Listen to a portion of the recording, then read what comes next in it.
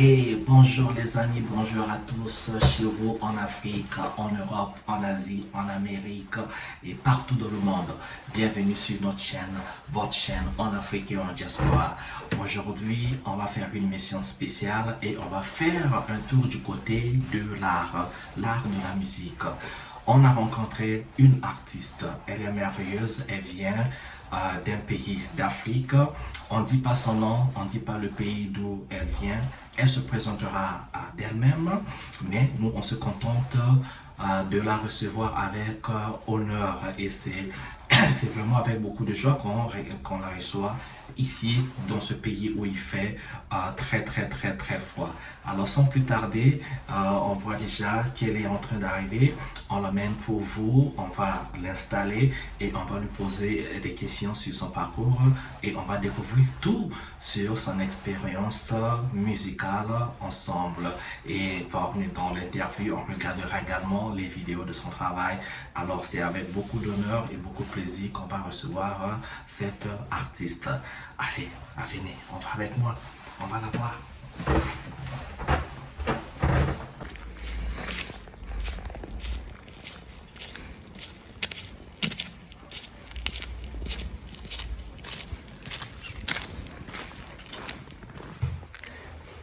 On la reçoit, elle vient, elle arrive et sans plus tarder, nous pensons bien qu'elle vient. Alors, alors ce sera avec plaisir. Oh là là, habillée bien pour le climat comme il se doit et on la reçoit pour vous. Alors les gars, on va la recevoir pour vous et sans plus tarder, l'artiste est dans la place. Alors, soyez les bienvenus, soyez les bienvenus. C'est bisous, je sais qu'il fait très froid là, mais bon. Mais prends place, et on va commencer notre petite balade, balade des mots, balade de connaissances pour vous connaître un tout petit peu. Eh bien, comme promis, on vous avait dit qu'on recevrait l'artiste, on vous a pas dit son nom. Elle se présentera par elle-même et on va la connaître un peu plus. Je la connais, mais on va découvrir peut-être un autre aspect d'elle, de son parcours artistique ou encore peut-être un aspect, un mot peut-être de sa vie privée, pas trop privée bien sûr. On va lui poser des questions et elle répondra aux questions qui lui sont confortables à répondre. Alors, sans plus tarder, on va se retourner vers l'artiste pour votre bonheur. Bonjour. Bonjour. Ça va? Ça va très bien. La journée commence bien, ça se passe bien? Oui, ça va. Je vous vois bien protégé, du cou au corps et un peu partout. Et tout à l'heure, on vous a vu avec des bottes. Que se passe-t-il? Il fait pas très froid aujourd'hui, mais on sait jamais, la température peut basculer à n'importe quel moment. Donc, D'accord. autant se préparer. Est-ce qu'on peut vous aider avec enlever, vous Oui, mettre dans à la l'aise? maison, oui. Vous pouvez déposer à côté. On peut se tutoyer? Oui. Ok, d'accord. On va se tutoyer, on va se mettre à l'aise comme ça. Et le menton, vous voulez... Ça va. Ok, super. Bon, mais écoute, les gens me connaissent, vous êtes bien. Et d'abord, vous êtes sur notre chaîne, votre chaîne à vous, en Afrique et en diaspora. Et cette chaîne, pour les fidèles, est spécialisée à vous donner du contenu sur le social, la politique, la philosophie et l'art également. Donc, l'art et également l'entrepreneuriat. Donc, quand on rencontre les Africains, en Afrique, mais aussi dans la diaspora africaine dans le monde. Partout où on va, on filme du contenu pour vous proposer. Et aujourd'hui, nous sommes dans un pays très loin, très loin de l'Afrique, très loin du Congo, mon pays natal. Et on a rencontré la charmante artiste qui va se présenter pour vous. Alors, si ça ne vous gêne pas, vous pouvez vous présenter pour le public, pour que nous fassions la découverte de la star que vous êtes. Salut le public, je suis Dali Dandala, je suis artiste, chanteuse, danseuse et percussionniste de nationalité congolaise. Nationalité congolaise. On parle ici du Congo-Kinshasa ou Congo-Brazzaville? La République du Congo. La République du Congo. Ok, ben, elle vient de la République du Congo, tout comme moi, mais n'empêche que nous sommes des frères et sœurs avec les Congolais de l'autre rive. Tolbabi surtout Lingala. Nous parlons tous Lingala. Alors, nous sommes ici au Canada et dans la province dite Québec et dans la ville, la plus grande ville de Québec appelée Montréal. Je suis venu dans mes voyages et comme j'aime rencontrer la communauté congolaise, et j'y rencontre Dali Dandala. Alors Dali, qu'est-ce qui vous emmène au Canada? Qu'est-ce qui vous emmène dans cette ville? Je suis là pour le festival Afropolitain et cette année on a fait une résidence qu'on appelait Immersion et la restitution de cette résidence c'est aujourd'hui, samedi 15 février et demain dimanche au musée Macor, oui c'est ça, au musée Macor de Montréal à partir de 18h. Et voilà, donc c'est pour ce festival que je suis ici. Ah, d'accord. Le festival afropolitain. Le festival afropolitain. D'accord, mais c'est merveilleux ça. C'est la première fois que moi j'entends parler de ce festival. Et donc, au fait, ce que vous présentez au festival est le résultat d'une résidence. Donc, la résidence, c'était une résidence de combien de temps, la durée de la résidence? On a fait 2 semaines et demie. 2 semaines et demie de résidence. Et dans la résidence, il y a combien d'artistes? Nous sommes 3 femmes. Il y a moi, congolaise, une ivoirienne et puis une autochtone canadienne. D'accord, mais c'est intéressant ça. Et le spectacle, la résidence, est-ce que vous travaillez tous ensemble ou bien chaque artiste travaille de son côté? Et est-ce qu'il y a un mentor pour coordonner, guider toute cette résidence? Comment ça se passe, si vous pouvez nous expliquer? Oui, on travaille ensemble, c'est un projet ensemble, un spectacle pour 3 femmes. Et voilà, le directeur artistique de ce projet, c'était Freddy Massamba. C'est lui qui a coordonné, donc on va restituer un travail d'ensemble, un même spectacle. D'accord, super. Mais Freddy Massamba, quand vous dites Freddy Massamba, c'est le mentor de la résidence, n'est-ce pas? Et comment est-ce qu'il vous fait le mentorship? Comment se passe le mentorship avec Freddy Massamba? Ça se passe très bien. C'est quelqu'un qui a beaucoup d'expérience. Il a déjà fait beaucoup de résidences, donc il savait plus ou moins comment nous prendre les 3, malgré nos différences. Comment on appelle ça? De nationalité, de pays, nos différences. Déjà avec la Canadienne, nous les 2 Africains, on se comprend plus ou moins parce que en matière de percussion, on a pratiquement les mêmes rythmes. Mais Laura, qui est autochtone, elle aussi, elle a un style particulier. Et voilà, on a su travailler les trois particularités ensemble et ça a donné un spectacle qu'on a hâte de vous montrer. Et c'est qui Freddy Massamba? Freddy Massamba, je ne suis pas la meilleure personne pour... On est un mot, juste pour qu'on ait, on dit c'est un mentor pour vous, voilà, mais en juste un mot, un mentor, il faudrait qu'il soit quelqu'un peut-être de plus expérimenté, quelqu'un de, voilà quoi, juste un mot sur qui est Freddy Massamba pour les curieux en fait. Pour moi, Freddy Massamba, c'est un grand artiste, c'est quelqu'un de, limite c'est un génie. C'est un génie qui a beaucoup à donner. Il faudrait juste qu'on le mette dans les situations où il peut donner. Et dans cette résidence, notre résidence de création, on a vu ce qu'il a pu prendre. On peut proposer des choses et il arrive à transformer ça en quelque chose de grand. On aura peut-être l'occasion de découvrir en large Freddy Massamba.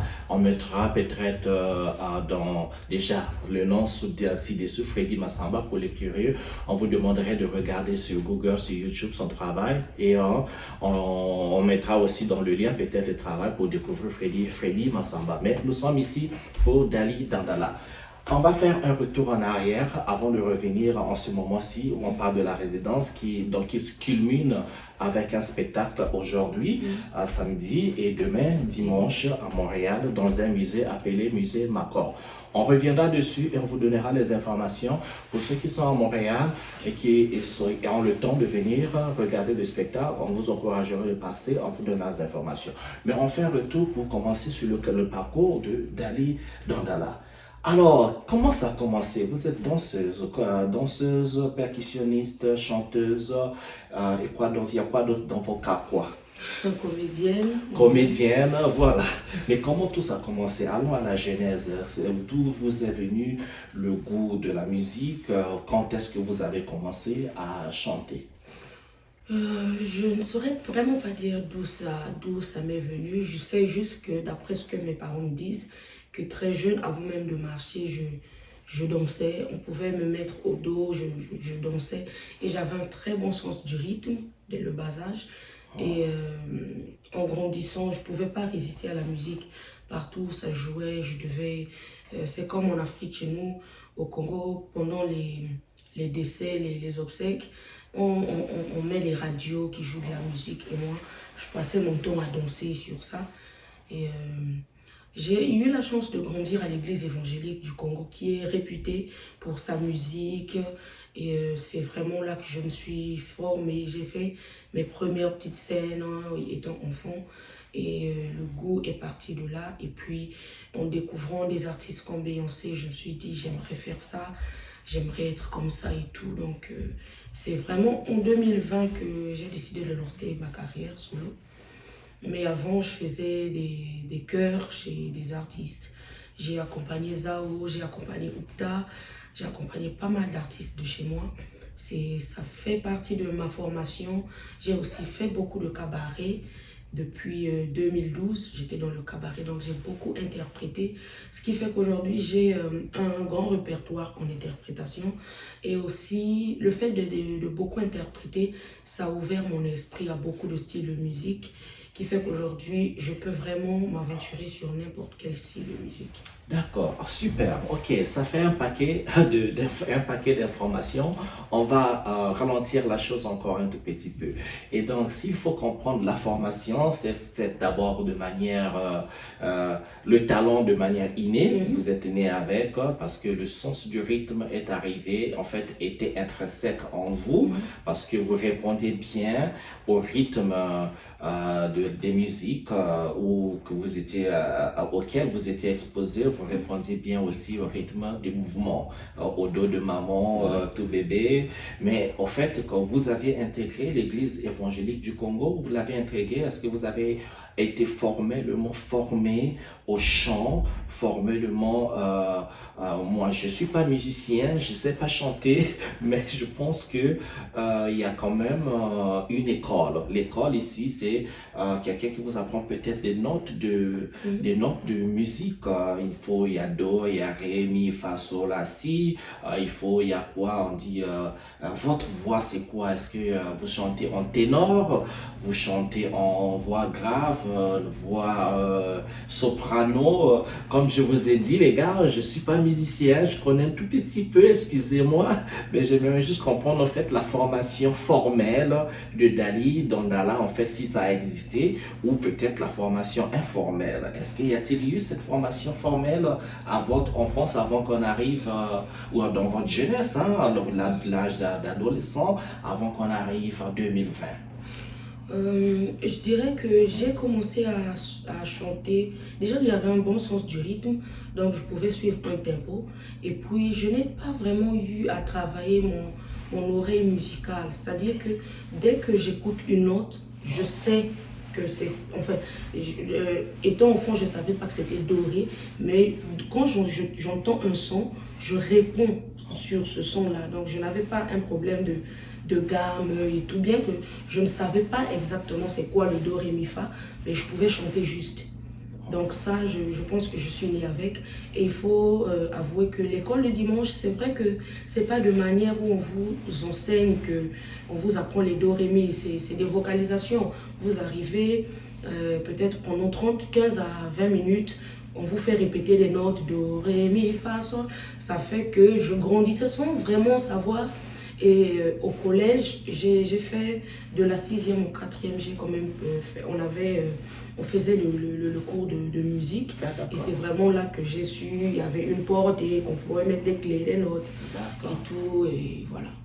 Ok, ok. Et là, vous l'aviez aimé le cours de musique au Oui, collège? c'était mon meilleur cours. Et c'était, ça vous a été très bénéfique d'apprendre à compter et tout tes notes? Oui, oui. Ok, ben super, super, super. Ok, maintenant, quel était donc, est-ce que vous avez chanté dans l'église? En chœur, tout le répertoire de dimanche et autres. Oui. Est-ce que vous avez fait l'école du dimanche? Oui. Est-ce que vous avez été baptisé? Oui.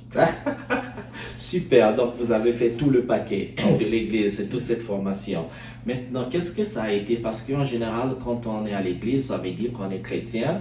Mais comment ça a été de ne pas poursuivre une carrière plutôt chrétienne ou de la musique religieuse et vous vous êtes sorti pour un autre style de musique parce qu'étant inspiré par une star américaine au nom de Beyoncé, comme vous avez dit, est-ce qu'il y a eu des influences locales, des musiciens ou musiciennes de chez nous, de l'Afrique ou encore de la diaspora africaine, et qui ont poussé à quitter, en fait, à ne pas poursuivre une carrière musicale, religieuse, mais de vous mettre dans ce que vous définissez comme votre style de musique, dont on aura aussi besoin de connaître. Donc ça fait en fait deux questions. Pourquoi pas la musique religieuse? Pourquoi la musique que vous faites? Et partager aussi ce style. Donc trois questions. Pourquoi pas la musique religieuse? Parce que ce n'est pas parce que j'aime Beyoncé ou ce genre de choses que je n'ai pas voulu faire la musique religieuse. C'est juste que personnellement, je ne me vois pas ou je ne me sens pas légitime de commercialiser tout ce qui est divin, tout ce qui est de Dieu. Dans le sens où, pour moi, je considère que la parole de Dieu n'est pas à vendre. Je ne pense même pas que Jésus-Christ a demandé au pasteur excusez-moi, de faire des collectes pour je ne sais pas quoi. Et moi, je trouve que si j'ai envie de louer mon Dieu, franchement, il suffit que j'aille à l'église un dimanche, je mets ma tenue de la chorale et puis voilà quoi. Je n'ai pas besoin d'en faire toute une carrière pour que les gens sachent que je suis chrétienne ou je suis quelqu'un de droite, je marche selon les voies de Dieu. Je fais simplement ce qui me rend heureux.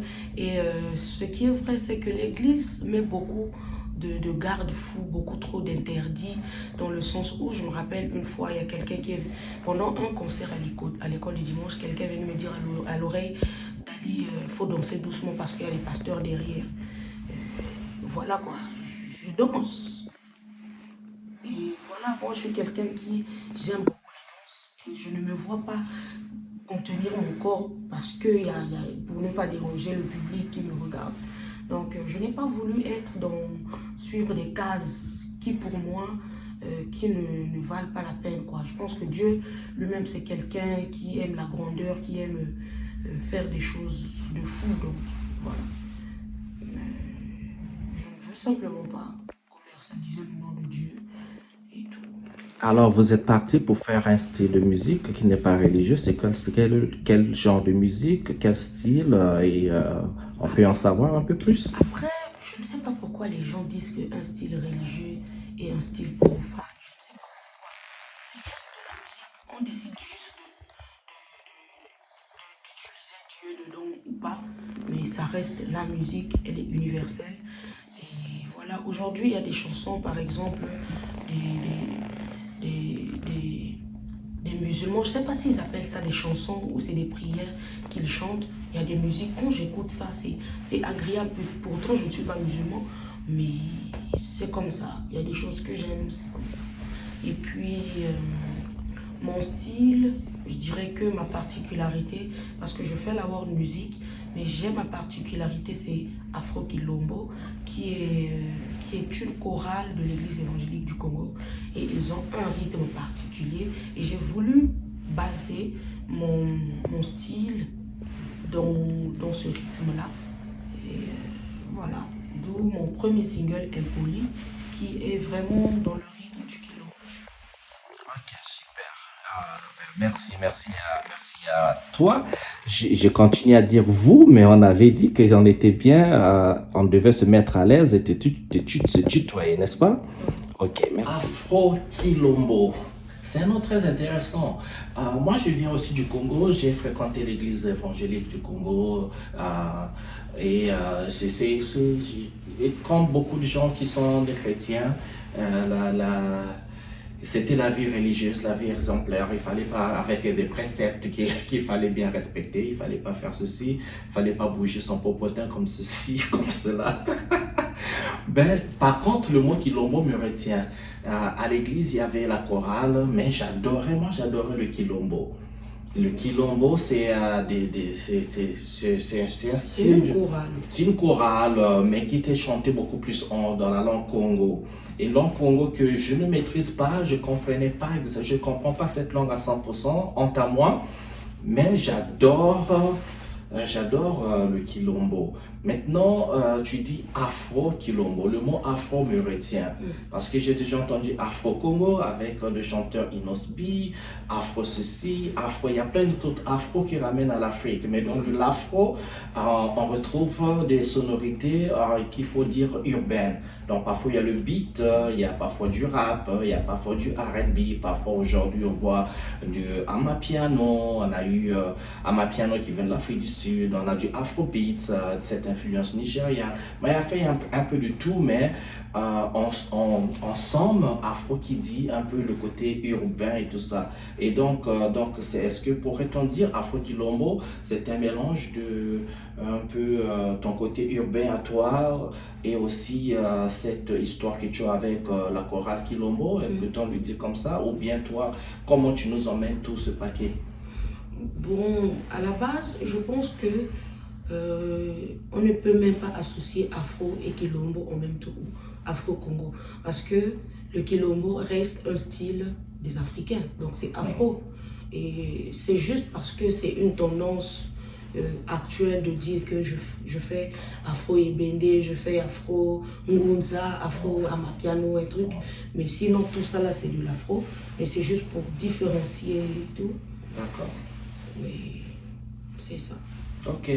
Ok, maintenant on connaît Dali, un peu le parcours de Dali quand tu arrives à la musique. Maintenant, tu as quitté l'église, tu t'es lancé dans une carrière solo officiellement en 2020. Ok, mais avant 2020, Dali a eu à chanter avec des musiciens. Quand tu parlais, j'ai entendu le nom de Zao.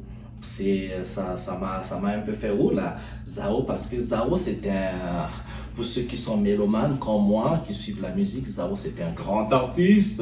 Il a chanté Ancien combattant, Makele pas un, deux, Ancien combattant, Dasukiri, quelque chose comme ça. On mettra le lien toujours en bas sur votre chaîne.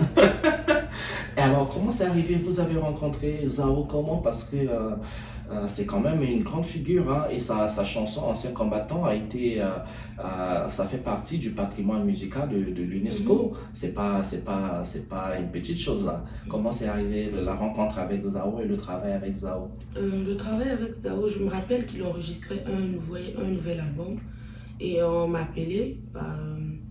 Je crois que c'est Freddy Masaki qui m'a appelé pour me dire que... Freddy qui? Masaki. Il est ingénieur de son et puis guitariste. D'accord. Qui m'a appelé, qui m'a dit viens au studio, tu vas faire les chœurs dans un projet. Je ne savais pas c'était pour qui. Je suis arrivée, j'ai mis les voix. Et non, avant même que quand je suis arrivée au studio, Zao était là et il m'a sous-estimé. C'est drôle de le dire, mais c'est important de le dire comme ça. Il m'a sous-estimé, il dit... Donc c'est elle qui va faire les chœurs. Je ne sais pas à quoi il s'attendait, je ne sais pas, mais il m'a sous-estimé. Caprice de star. Voilà, et quand je suis rentrée dans la cabine, et il a commencé à... Ce que j'aime avec Zao, c'est quelqu'un de très vrai et il réagit aussitôt. Voilà, donc quand j'ai fini de mettre mes voix, je serais dit, oh, mais mon nom, bien quoi, genre, voilà, genre, mais elle chante bien. Et puis il me dit, bon, à partir d'aujourd'hui, tu es dans Mbanga Jazz.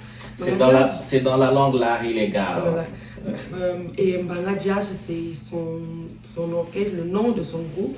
Ah c'est bon, Mbanga Jazz. Oui. Je savais pas, moi, c'est la langue, super.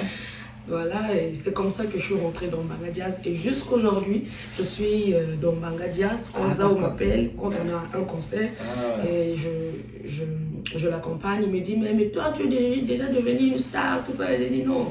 Je suis désolée, mais pour moi, Zao, c'est un dieu de la musique. Ah, ok, et super. tant qu'il est là, tant qu'il peut me le permettre, je suis sa choriste. Ok, d'accord. Et je me rappelle que tu as fait quelques trucs quand on s'est rencontrés à Brazzaville. Je sais pas, il y a 2 ou 3 ans comme ça, tu faisais un concert comme ça pour Zao, quelque chose en l'honneur de Zao, ou peut-être j'avais lu sur Internet, mais il y avait un truc comme ça, en hommage. Ouais. À titre, comment on appelle ça, posthume? Non, pas posthume, il est encore vivant. Voilà, il est encore vivant, voilà. Ouais, posthume, posthume, s'il n'était plus plus là. Voilà, avec des amis, on a honorifique, décidé, on a décidé de lui rendre hommage de son vivant, parce que souvent on le fait quand la personne est là. Mais nous, on a voulu faire ça quand lui-même il était là. D'accord, mais super. Alors, on passe de Zao, une grande figure de la musique africaine, à un autre nom que j'ai capté, Oupta. Oupta, une autre chanteuse que moi j'ai rencontrée, j'ai connue depuis des années, mais je l'ai connue quand elle était dans un groupe appelé Langui. Et j'avais même acheté leur album, je crois que j'écoute toujours leur musique, Langui, et une superbe chanteuse. Et avec Oupta, c'était une collaboration avec les Langui ou bien avec elle-même en solo, avec son groupe, c'est comment ça s'est passé? C'est après Langui que j'ai rencontré Oupta. C'est vrai que je la connais, je l'écoutais déjà avant. D'accord. Et j'étais trop fan d'elle et je le suis toujours, je pense que je le serai toujours. Okay. Et vraiment, pour moi, Oupta, c'est une voix. Tu vois, nous tous, on chante, on a notre particularité, mais elle a un timbre qui est très rare. C'est-à-dire que moi, je peux chanter, limite, on va dire, ah, tu as le même timbre que X. On peut facilement me distinguer ou m'associer à quelqu'un qui chante déjà, genre Pembe Chero, tu chantes un peu comme ceci. Mais Oupta fait partie des rares voix, c'est-à-dire qu'on n'écoute pas sa voix tous les jours. Et c'est quelqu'un de très humble.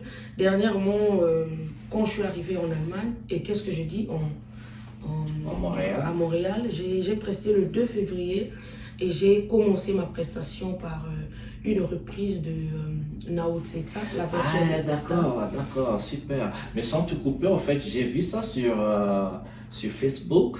Oupta, comme je la suis sur Facebook, c'est elle qui a posté en fait ton remerciement d'avoir interprété. Ouais, super alors. Oui, j'aime trop la chanson, j'aime Oupta, sa personne et autres. J'ai voulu commencer ma prestation avec cette chanson. Et quand je lui ai envoyé la vidéo qu'elle a ensuite publiée sur Facebook, elle m'a fait une autre vocale où elle était en train de pleurer parce que voilà, elle était contente. Tu sais, en tant qu'artiste, surtout au Congo, on ne nous valorise pas souvent.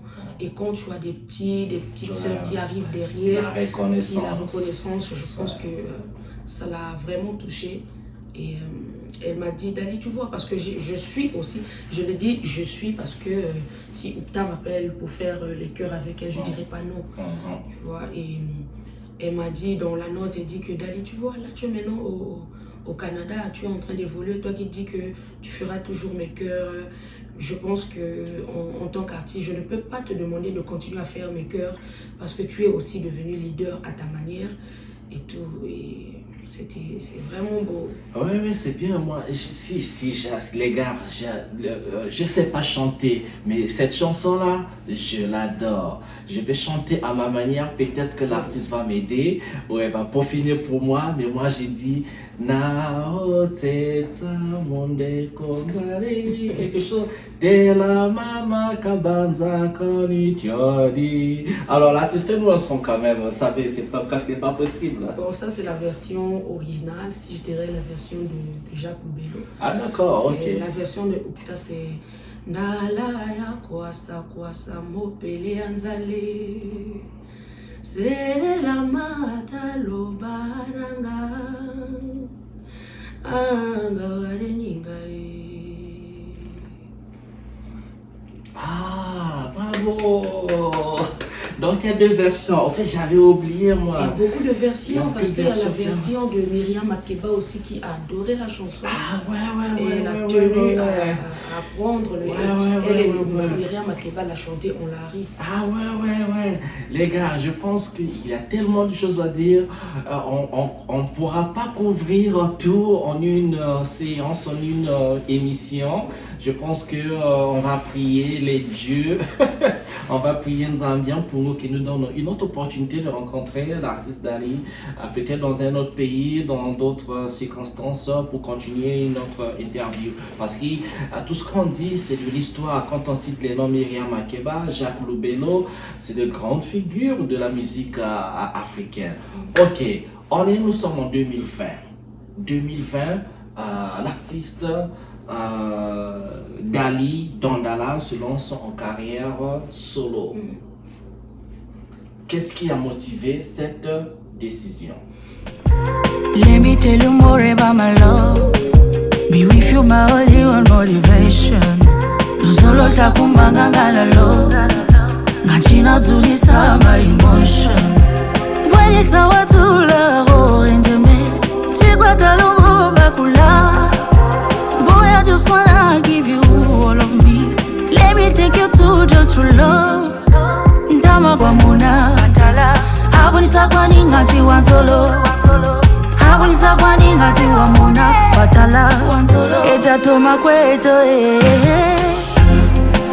Tuzalo la kubonya lalo Tuzalo la kumanga zalalo Baby let me cut to money Abe mula uke wantele Tuzalo la kubonya lalo. Qu'est-ce qui a motivé la carrière solo de Dali Dandala?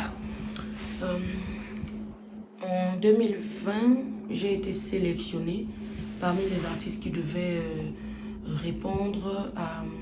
Non, j'étais sélectionnée pour un projet de théâtre à Dresde, en Allemagne. Et voilà, c'était la première fois que je sorte de l'Afrique pour l'Europe grâce à ma voix, à mon talent. Et j'avoue que cette expérience m'a beaucoup a renforcé la confiance en moi. Donc quand je reviens à Brazzaville, je me dis, si ma voix peut m'emmener en Allemagne, ça veut dire que ma voix peut m'emmener en Chine, aux États-Unis et partout dans le monde. Je me dis, bon, je pense que là, je suis prête à lancer ma carrière. Et voilà, j'ai enregistré un poli et c'est parti. Donc je dirais que c'est vraiment le voyage en Allemagne qui a déclenché.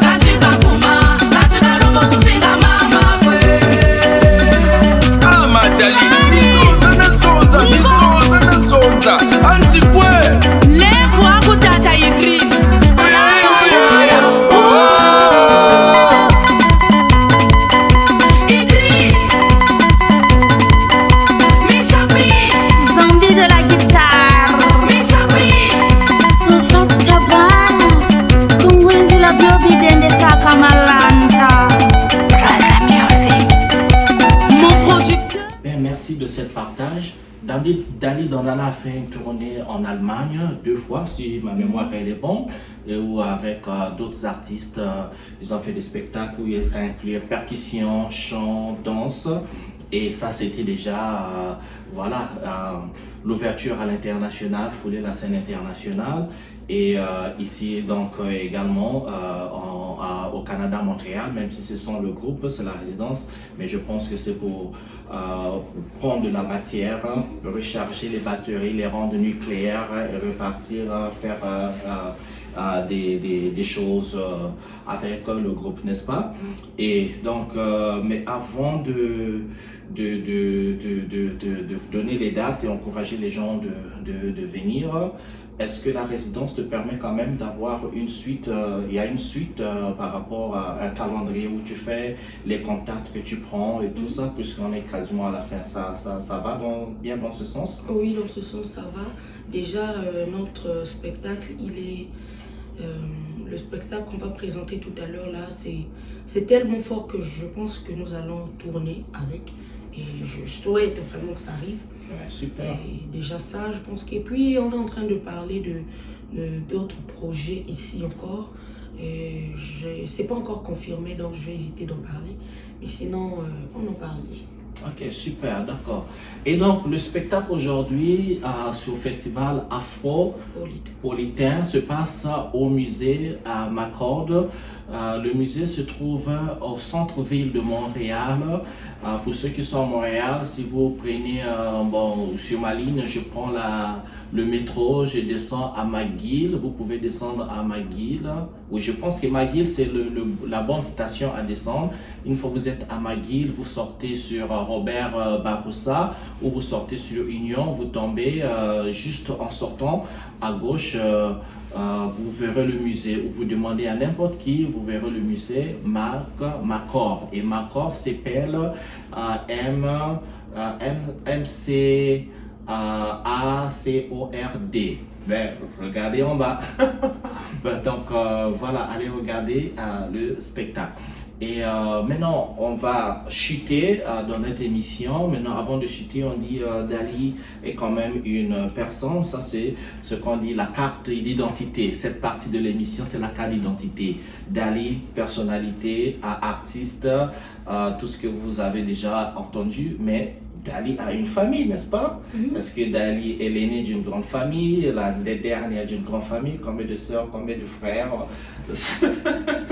Nous sommes des Africains, on aimerait un peu avoir ce côté un peu intime aussi pour voir Dali est une personne humaine.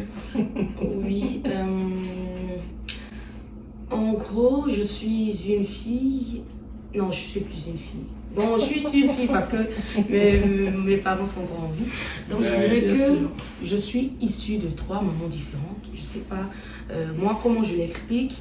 Il y a celle qui m'a mise au monde, il y a celle qui m'a élevée et il y a celle à qui je ressemble physiquement.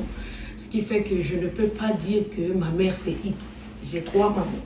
D'accord, voilà. super. Et de mes 3 mamans, j'ai beaucoup de sœurs et j'ai beaucoup de frères. Super, hein, ça c'est très bien. Voilà.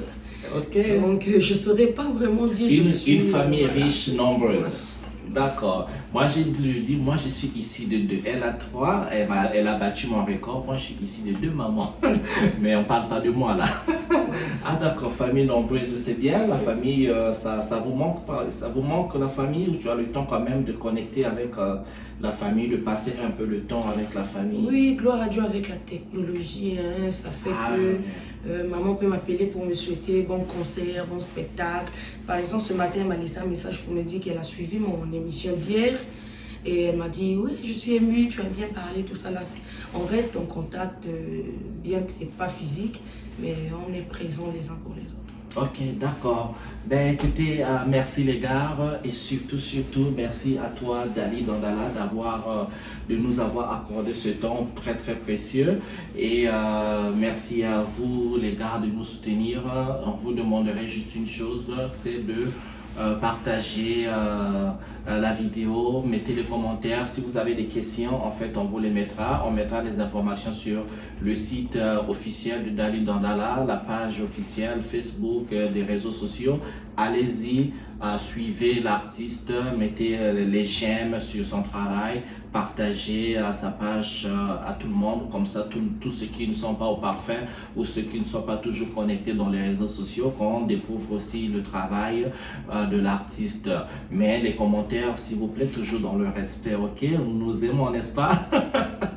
Et voilà, allez découvrir son univers et nous, on vous souhaite bien le bonheur chez vous.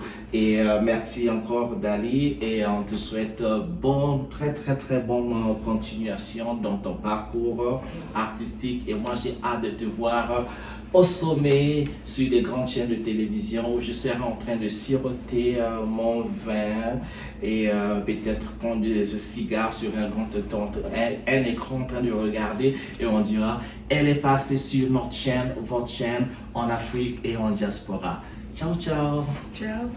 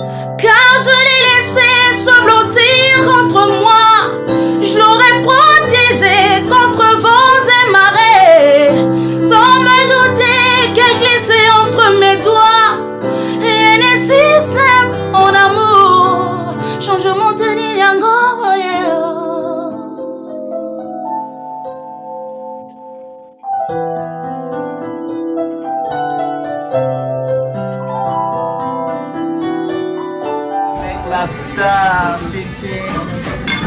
la star. Et il faut profiter quand elle va devenir célèbre comme Beyoncé, là, on va plus la voir. Elle va sera maintenant avec, il faut la voir avec audience. Elle aura l'audience. Ah, moi, si on fait une audience, on sera avec audience là. On sera Batouaka là.